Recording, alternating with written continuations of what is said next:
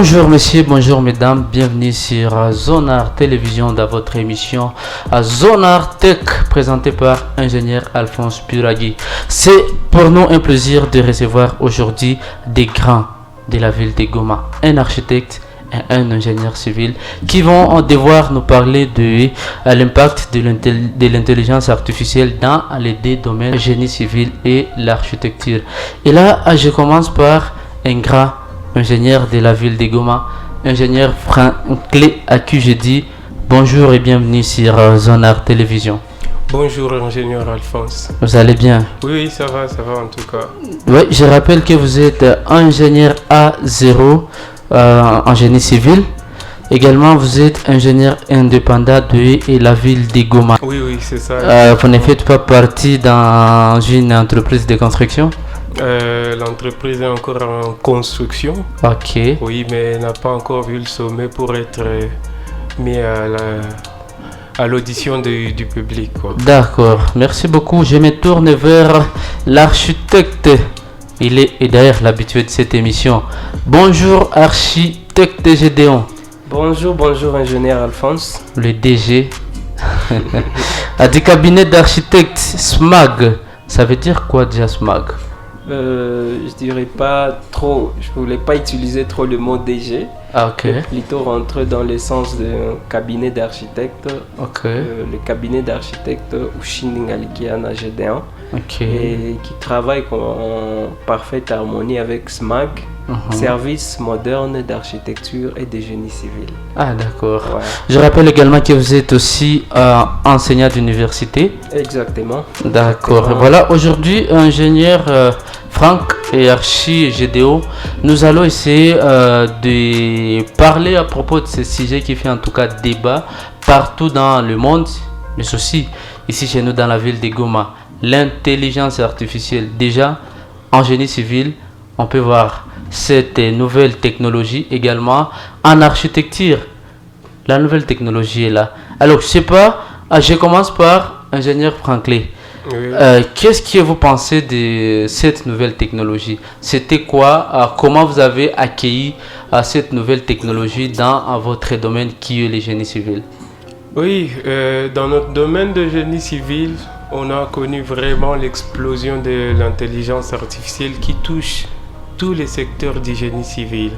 Alors, l'ingénieur se sent menacé par cette explosion technologique et certains ne savent même plus comment se comporter. Alors, certains disent que c'est menaçant. Okay. Je suis du même avis. D'autres disent que c'est une avancée pour nous les ingénieurs en génie civil. Je suis aussi partiellement du même avis, mais tout va dépendre de la situation dans laquelle l'ingénieur va se placer. Alors, l'ingénieur civil doit chercher à utiliser cet outil de manière rationnelle. Okay. Donc, il doit réfléchir comment utiliser cet outil de manière à optimiser ses performances. Okay. Comment il deviendra plus performant avec l'outil de l'intelligence artificielle. Mais là, il y a aussi des inconvénients que nous allons justement aborder tout au long de notre échange. Alors, l'inconvénient principal serait, par exemple, la réduction du marché de l'emploi. Okay. Alors, donc, les emplois seront réduits, mais l'ingénieur qui va trouver sa place dans cette nouvelle technologie sera l'ingénieur qui va chercher à se mettre à jour. Chercher à se mettre à jour veut dire se conformer à la technologie de l'intelligence artificielle. Okay. Vous n'allez pas rester à croiser les bras comme le font malheureusement la plupart des ingénieurs qui sont sortis du banc de l'école. Vous croisez les bras, vous pensez que vous avez fini. Pourtant, la technologie appelle notre conscience. Okay. La technologie nous appelle à nous documenter du jour le jour.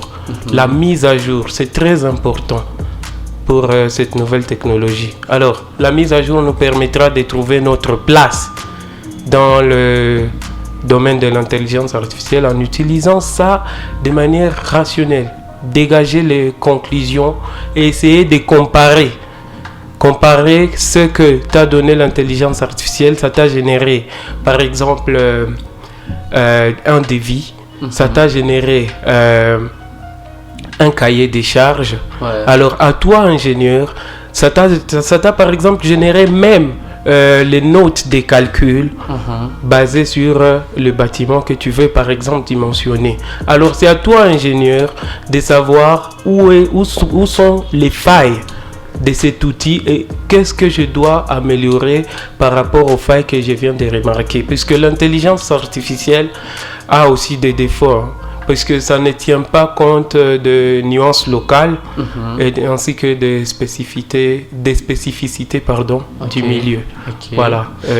Et là, on peut dire d'une manière brève que la technologie est la bienvenue en génie civil? Oui, personnellement, sous réserve d'un contre-argument, personnellement, je suis vraiment de l'avis que ça trouve sa place. Ok, tout a commencé, je signale manuellement, avec justement différentes méthodes, parmi lesquelles je peux citer la méthode Bael qui nous aidait à faire le dimensionnement de structures en béton armé. À part ça, on utilisait également les Aerocode 1D pour des structures en béton armé, Aerocode 4 pour plutôt 3 pour les structures métalliques, 5 pour les structures en bois.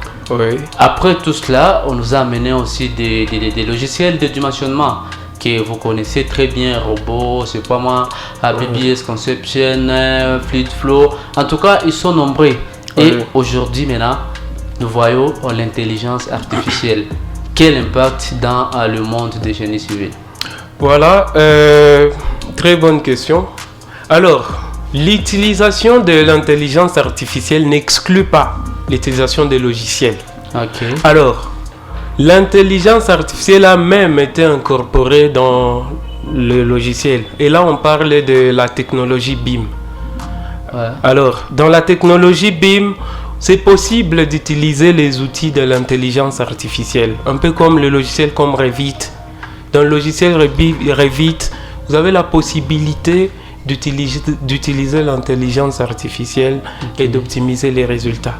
Vous pouvez lui proposer un plan et lui demander de vous apporter des corrections. Et il va anticiper certains problèmes que vous pouvez remarquer plus tard sur terrain. Donc lui, il va anticiper ça. C'est par exemple dans la situation où vous pouvez concevoir un plan. Une fois au chantier, vous commencez à l'exécuter, vous vous rendez compte que cette porte ne devrait pas être placée ici. Ici, elle ne fonctionne pas bien pour ce bâtiment. Vous êtes obligé de déplacer la porte. Alors, l'outil que vous allez intégrer dans le logiciel de conception, alors si vous utilisez l'intelligence artificielle, ça va directement vous proposer, ça vous dit ici, il n'y a pas une bonne fonctionnalité. Ici, la circulation ne sera pas permise. Donc ça, c'est un avantage. Donc, mon avis est que ça trouve toujours sa place, surtout que ça ne vient pas comme ça de nulle part. Ça tient compte aussi des différentes normes de conception structurale. Et pourquoi maintenant ces erreurs dont vous parlez, les erreurs qui seront corrigées par l'intelligence artificielle, et pourtant au départ on le faisait très bien sans erreur, sans cette nouvelle technologie? Voilà, pour répondre à cette question, alors l'intelligence artificielle, c'est comme un codage.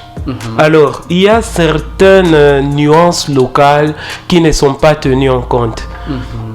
Entre autres, le matériau disponible, par exemple. Vous voulez dimensionner un bâtiment, mais ça vous place dans des conditions toujours favorables. Un peu comme le béton, par exemple. Le logiciel ou l'IA vont reconnaître que la résistance limite, donc la résistance caractéristique à la compression, est de 20 mégapascales. Alors, pendant que au chantier, atteindre 20 mégapascales avec les formulations qui se font réellement sur chantier, c'est vraiment difficile.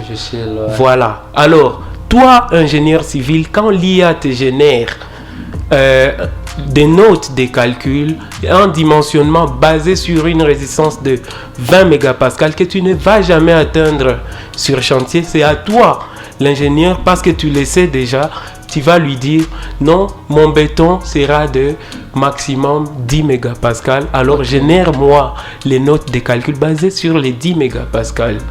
Voilà, c'est D'accord. dans ce Très, sens. très, Oui. très intéressant, ingénieur Prudent. Alors, je me tourne vers architecte GDO parce que l'architecture, comprenez, n'est pas aussi épargnée. Et d'ailleurs, il y a quelqu'un qui m'a dit, entre guillemets, que ce sont les architectes qui sont beaucoup plus attaqués, qui sont beaucoup plus attaqués par cette nouvelle technologie. C'est pas architecte GDO ce que vous en dites. Merci beaucoup, merci pour la parole accordée. Je dirais bien que le domaine de l'architecture n'est pas épargné par l'intelligence artificielle. Je ne le dirais pas seulement pour le domaine de l'architecture. J'aimerais le dire peut-être dans l'ensemble. Ce que nous devons d'abord savoir, c'est que l'intelligence artificielle, il faut bien le comprendre. Parce que une personne qui utilise l'intelligence artificielle peut nous remplacer. Mais l'intelligence artificielle en soi ne peut pas nous remplacer. Donc c'est ça, c'est une façon dont nous aimerions que les gens comprennent les choses, surtout les architectes. Okay. La personne qui sait mieux utiliser l'intelligence artificielle peut nous remplacer. Dans quel sens? On peut me demander de concevoir un plan et l'ingénieur Prudent l'a bien souligné. Franck, voilà, l'a bien souligné. Il a dit, il y a des logiciels, par exemple, je reviens sur Revit Architecture, où l'intelligence artificielle est déjà intégrée, bien sûr avec BIM.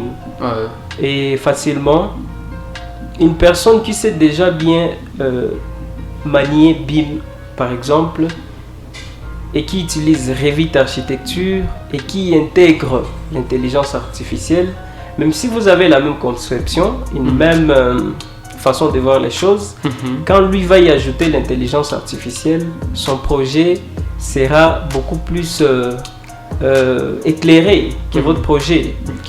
Vous avez les mêmes idées, vous avez les mêmes compétences, mais quelqu'un utilise l'intelligence artificielle, toi tu ne l'utilises pas. Automatiquement, son projet sera le meilleur projet. Voilà pourquoi je peux seulement simplifier en disant que c'est mieux de comprendre l'intelligence artificielle et de l'utiliser pour optimiser les résultats. Ouais, c'est mieux de le comprendre pour optimiser les résultats. D'accord, architecte. Alors, parlant de l'histoire de l'architecture, tout commence, c'était 4000 ans avant Jésus-Christ, avec un architecte malheureusement qui, je dirais, vous ignorez dans votre domaine d'architecture. C'est pas Imhotep, c'est comme ça qu'on prononce même les noms, un génie égyptien. Et cela, c'était par des méthodes lapidaires. On faisait des dessins sur de pierres, patati patata. Après cela, nous avons vu l'apparition des formats avec d'autres matériels de dessin, les crayons, porte-mine. En tout cas, il y avait pas mal de choses. C'est né quand en 1982 que la société Autodesk nous a produit le premier logiciel qui était bien évidemment l'AutoCAD. Après l'AutoCAD, on nous a produit l'Archicad, c'était en 1984. Pour continuer avec Revit et SketchUp en 2000. Après, comme cela ne suffisait pas, on nous a amené des modèles ou alors des moteurs de rendu, l'Omion, Tumosha, il y en a aussi en tout cas. Vous les connaissez mieux que moi. Et aujourd'hui, l'intelligence artificielle. Est-ce qu'il y a une façon de remplacer l'ancienne méthode, l'ancienne procédure ou une façon de la compléter?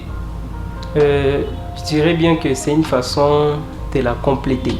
C'est une façon de la compléter parce que l'intelligence artificielle, comme je l'ai bien souligné, n'est pas venue nous remplacer.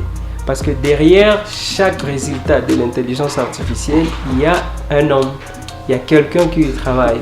Bien sûr, on peut coder, on peut paramétrer et il y aura des résultats qui vont se reproduire progressivement, soit des mises à jour, mais il faut savoir qu'il y a toujours un homme derrière, quelqu'un qui a pu le faire avant que ça ne puisse se générer automatiquement.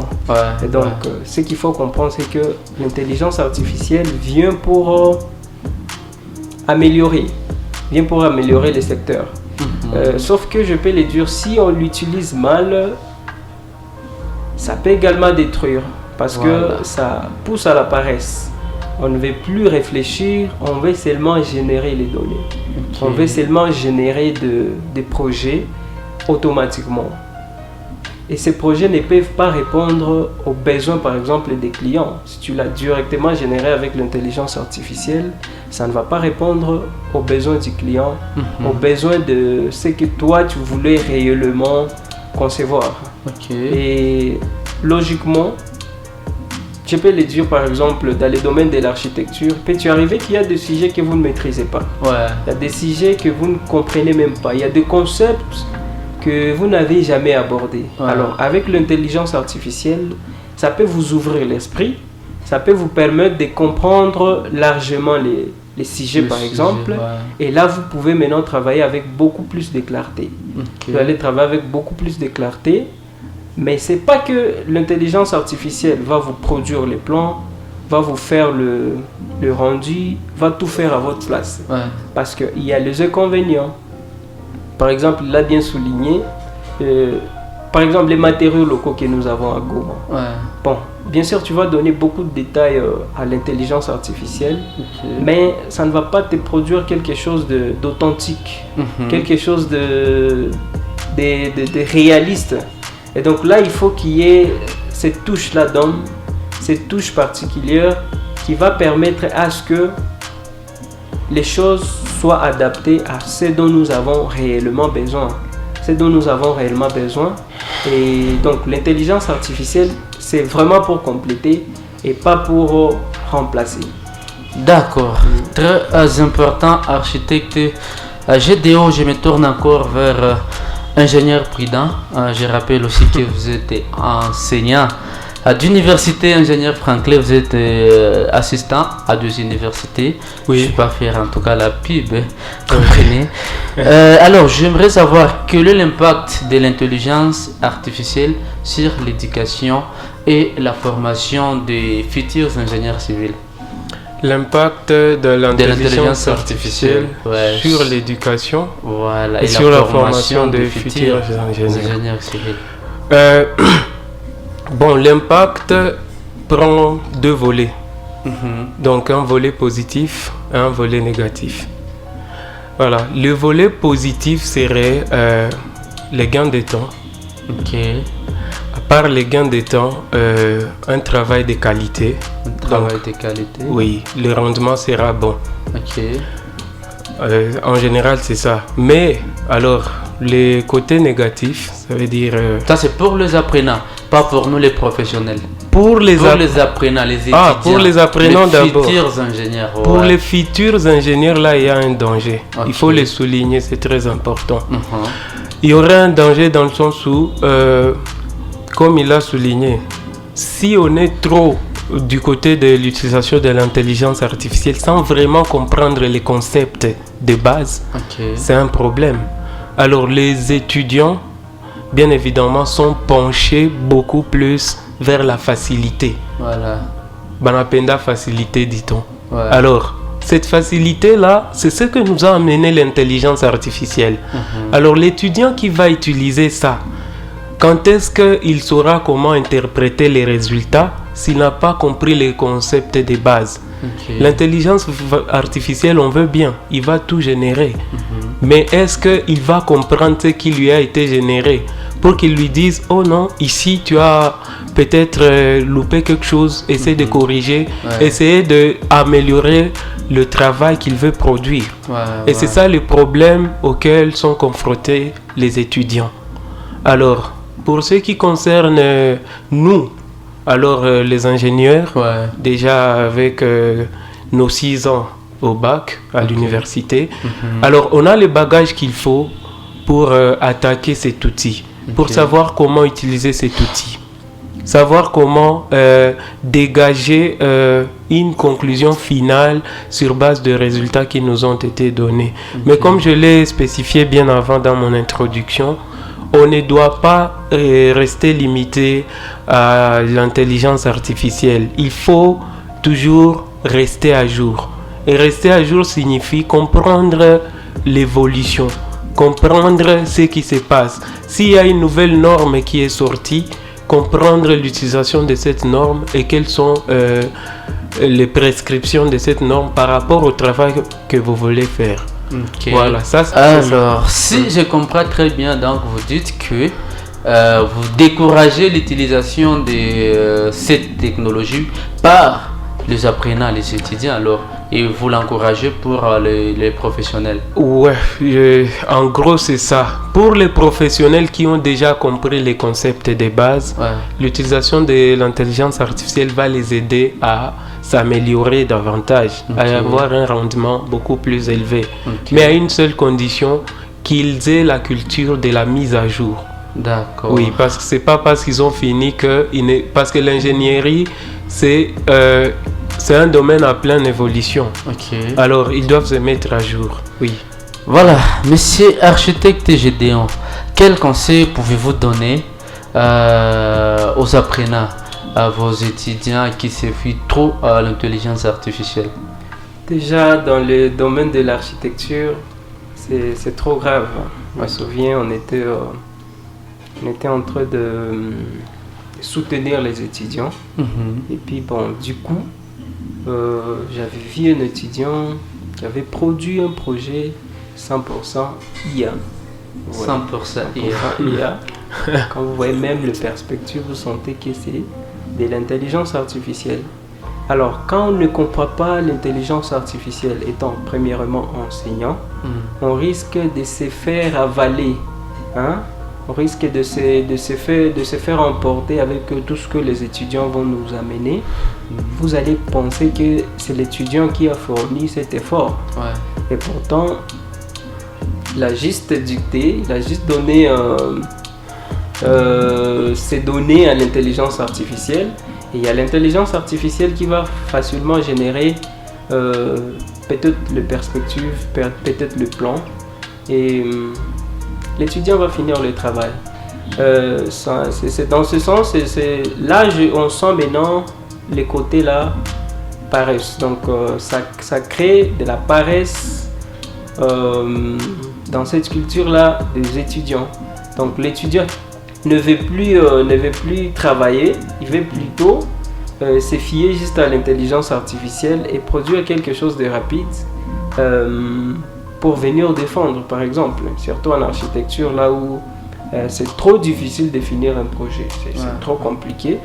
Et nous, on met beaucoup de pression parce que on ne doit pas former des incompétents.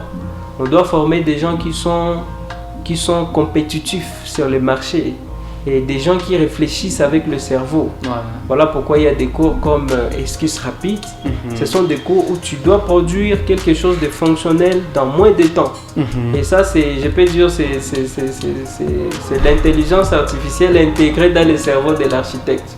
Donc on ne doit pas seulement attendre que l'intelligence artificielle génère, parce que là on sera en train de tuer cette créativité architecturale. On sera en train de tuer même la base de l'architecture, parce que l'architecte, comme on l'a dit la fois passée, c'est un créateur, c'est quelqu'un qui doit créer des choses, c'est quelqu'un qui doit donner de la valeur à chaque ligne qu'il dessine. Et maintenant, quand c'est l'intelligence artificielle qui dessine pour toi, c'est qu'automatiquement tu es en train de salir les métiers. Donc, ce que je peux conseiller, je décourage fortement l'utilisation abusive de l'intelligence artificielle chez les étudiants. Et pour connaître qu'un étudiant a utilisé l'intelligence artificielle, l'enseignant lui-même doit d'abord comprendre c'est quoi l'intelligence artificielle. Il doit très bien comprendre l'intelligence artificielle avant même d'interdire à cet étudiant de l'utiliser. Parce que nous, on n'a pas été formés en utilisant l'intelligence artificielle. Surtout ça. Ouais. Parce que même le client lui-même peut te produire des plans avec l'intelligence artificielle. Il peut te générer des perspectives avec l'intelligence artificielle. Mais ce qui va vous différencier, c'est maintenant le métier. L'architecte, c'est l'architecte. Il peut être architecte sans intelligence artificielle. Et ce que je peux encore ajouter, c'est qu'il y a plusieurs types d'intelligence artificielle. Il y a plusieurs intelligences artificielles selon également les pays. Il y a des moteurs qui génèrent, qui ne sont pas peut-être acceptés aux États-Unis, mais qu'on utilise en Europe. Et nous, en architecture, par exemple, moi, j'utilise l'intelligence artificielle, mais parmi, par exemple, les moteurs de rendu de l'intelligence artificielle, il y a des moteurs que je déclasse également. Je me dis, ça ne me produit pas quelque chose de bien. Donc, il faut savoir quel type d'intelligence artificielle, quel type de moteur tu vas utiliser pour avoir le meilleur résultat.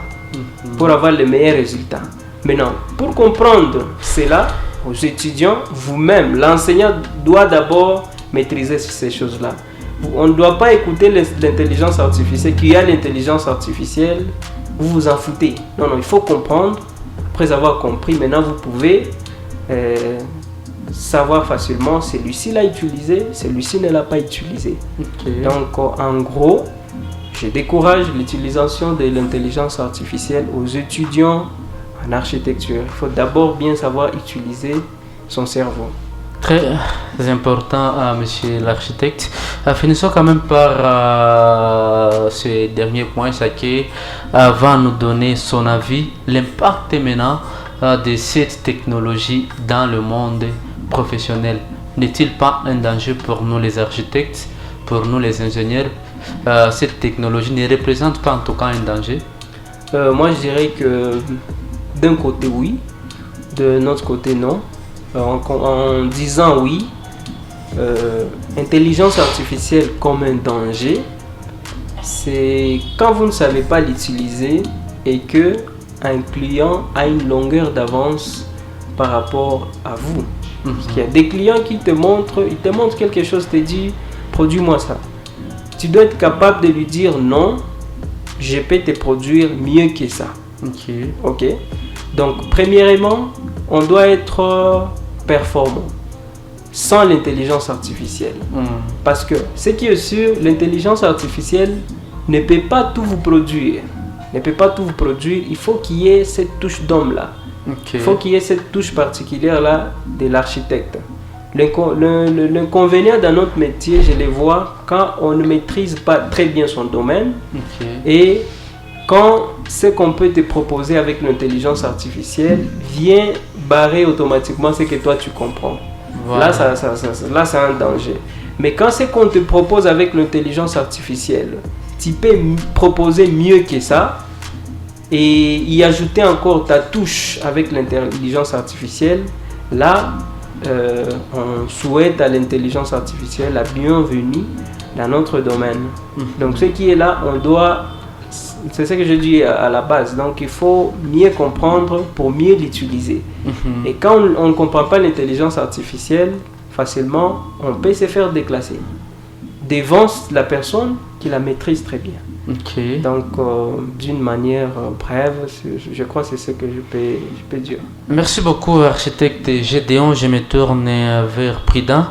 Prida, à quel impact négatif dans le monde professionnel de cette nouvelle technologie?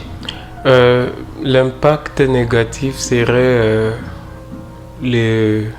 comment expliquer ça? Je dirais le retour de l'ingénieur face à cette technologie. Ça veut dire s'il ne se met pas à jour, il va rester en arrière. Donc il doit s'activer, il doit chercher par tous les moyens à se mettre à jour pour ne pas tomber dans les conséquences négatives de l'explosion de l'intelligence artificielle. Ça veut dire, en un mot, l'ingénieur qui aura sa place dans cette nouvelle technologie, sera l'ingénieur qui a compris les concepts et qui saura comment utiliser cet outil de manière à optimiser ses travaux. Okay. Voilà. Et est-ce que ceci peut-être une curiosité, une question de curiosité? Oui. Cette technologie ne va pas en tout cas à toucher ou alors à favoriser les chômages dans les secteurs professionnels? Dire que ça va favoriser le chômage, là je ne dis rien, je donne ma langue au chat. Alors je dirais que nous vivons dans un monde compétitif. Ouais. Alors, c'est dans la compétition que les meilleurs trouvent leur place. Alors, être meilleur voudra dire que vous savez utiliser l'outil par rapport à votre domaine, par rapport aux besoins. Oui, donc en gros, je peux dire que c'est vrai, la réduction du personnel, ça va sûrement être un constat. Ouais. Oui, la réduction du personnel. Alors c'est celui qui sera plus compétitif. C'est dans la compétition que les meilleurs auront leur place. Et quand il y a une réduction, il y a d'office chômage pour Oui, certains. quand il y a une réduction, exactement, il y a chômage, comme aujourd'hui bien sûr. Il y a chômage ici. Mais nous sommes dans une phase où nous n'utilisons pas l'intelligence artificielle plus que les Occidentaux. Eux, ils ont un faible taux de chômage que nous. Alors moi, je pense que il faut juste comprendre l'utilisation et espérer, avec les avancées technologiques de notre milieu, que chacun aura sa place, comme c'est le cas à l'Occident. D'accord. Oui. Archie, vous avez un moins placé là-dessus. Ouais, Vous allez diminuer l'effectif dans votre cabinet. Certainement, parce que avec l'intelligence artificielle, ça nous permet de ne pas ça nous permet de gagner le temps. Ça nous permet de gagner le temps et de produire quelque chose de propre rapidement. Quelque chose de propre et puis rapidement. Premièrement, sur les côtés mental, ça vient aider les architectes. Okay. Parce que le métier de l'architecte, c'est un métier très stressant. Okay. Alors, l'intelligence artificielle permet au moins d'éviter les stress. Parce que s'il y a quelque chose que tu pouvais faire dans 3 jours, tu le fais dans une journée, déjà c'est bien. Si tu as bien fait et tu produis quelque chose de qualité, déjà c'est bon. Donc impacter sur l'emploi, oui, ça va le faire. Parce que si tu avais par exemple 2 ou 3 designers dans les cabinets, automatiquement tu vas te dire, bon, mais avec l'intelligence artificielle, je peux finir le volume, j'ai fait juste avec Revit et Lumion par exemple, puis j'ai fait passer avec l'intelligence artificielle. J'ai une photo qui est vraiment bien retouchée, plus que même Photoshop, vous voyez. Donc automatiquement, si tu avais quelqu'un pour te faire Photoshop dans le cabinet, il sera en train de s'écarter facilement. Par exemple, pour le devis, si tu sais très bien utiliser la technologie BIM, comme l'ingénieur l'a bien souligné, seulement vous pouvez utiliser BIM. BIM vous liez avec Excel, Revit et tout. Vous avez tous les données nécessaires liées à l'exécution même de votre projet. Mais automatiquement, vous sentez que ça diminue sensiblement le nombre de gens dans les cabinets, ou soit dans une entreprise de construction. Donc, on peut le dire oui, mais ce qu'on va toujours souligner, c'est que il faut proposer quelque chose de mieux.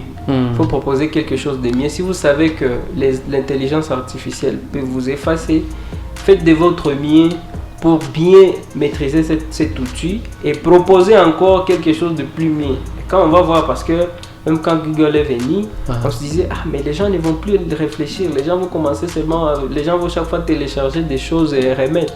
Mais bon, on a Google, on a également l'IA et ça fonctionne, ça avance. Très important, merci beaucoup architecte GDO, merci également à ingénieur Franklin EDER. Merci Franklin d'avoir accepté notre invitation. Merci aussi de m'avoir invité. Merci également architecte GDO d'être encore là. Merci, c'est un plaisir. Voilà, c'était Alphonse, ingénieur, à la présentation de cette émission. Dites-nous aussi en commentaire, pensez à propos de cette nouvelle technologie de l'intelligence artificielle.